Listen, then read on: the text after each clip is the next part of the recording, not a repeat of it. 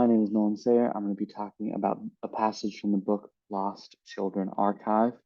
The title of my paper is The Sounds of Migration, and this map on the first slide is of the territory controlled by the Apache Indians. So a quick summary of the book.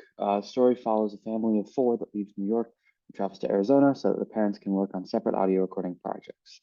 The mother of the family is exploring the refugee crisis, and the father is researching the Apache Indians. Throughout the trip, the mother tells us children stories of migrants lost in the desert, and the father tells stories about the Apache Indians. When the family stops in a town close to their final destination, the children run off into the desert, believing they can help find a family friend's lost daughters.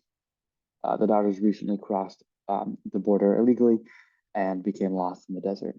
While wandering the desert, the children meet a group of migrants who come to life from a book they had been reading. And after spending the night with those migrants and leaving them all their supplies, the children are rescued the next morning.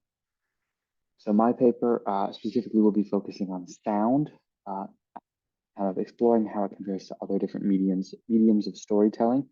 We're going to be talking about echoes and sound through history.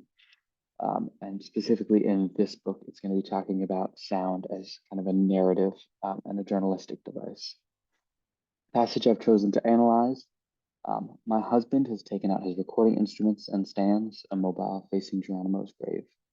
The girl runs around looking for flowers. The boy zigzags around tombstones, concentrating on taking pictures of some of them.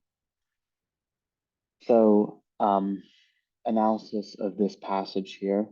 Um, First off, all three of these characters that are mentioned in this passage are all using different methods of kind of recording this experience in this graveyard. The husband is recording audio. The girl is collecting souvenirs, collecting kind of physical records of the space, and the boy is collecting photographic evidence of the space. And then the narrator as well is describing her experience in this graveyard. So they're all doing their own different method of storytelling on their own, and they're all interacting with the space differently, some in more passive ways.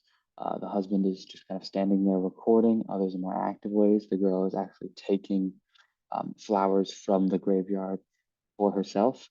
Um, and it's interesting seeing how they're all coexisting and doing their own methods of recording their experience in this space, but and seeing how later on kind of a picture of their time in this graveyard might be developed from these different mediums that they've used to record their time in this graveyard.